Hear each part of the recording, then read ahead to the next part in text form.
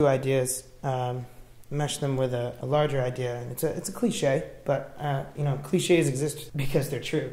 And that's that pleasure wouldn't feel so good if it wasn't for pain. You can't have one without the other. They wouldn't exist. If you had all pleasure, it wouldn't make sense. There'd be nothing to compare it to, and vice versa. And then the other idea is if these walls could talk, route it into our pleasure-pain idea.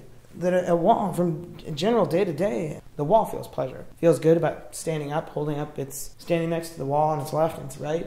Its other buddy across the hall. Four of them holding up the ceiling, the ground, supporting them. That's its general day-to-day pleasure. The general day-to-day pleasure for most people is just living their life, going through the motions. Think of it more figuratively, holding up their family or their own life, their structure. Who's on their left, who's on their right, who's above them, who do they have to thank that's below them. It's holding them up. That's a general, everyday pleasure for a wall and a person. Now pain, something out of the ordinary. Stubbing your toe, getting a picture hung up, well, for the wall. Physical pain, the wall's getting a nail in it, which can't really be that pleasurable. However, at the same time, the wall must appreciate, one, the feeling it had before a nail was inside it, and two, the honor of holding up a picture, providing something for people to look at, something beyond its normal everyday. And in a similar sense, beyond our everyday, our support system, is when we hold up something else, is when we can enjoy the people around us. Something else is tacked onto our lives, another responsibility, something that we hold dear. So it's responsibilities that give us the most pleasure, I would say, at least in a structural way. Maybe not physical love or like a mental love, but just the pleasure of knowing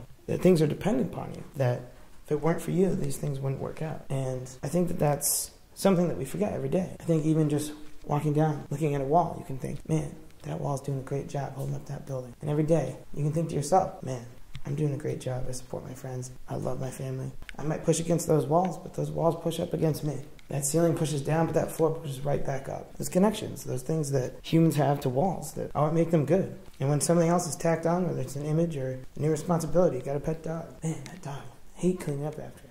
Man, that painting, it's kind of heavy sometimes. But you're holding it up. You're supporting that dog, and that dog loves you for it. And that painting doesn't want to fall on the ground. So that wall holds that nail in.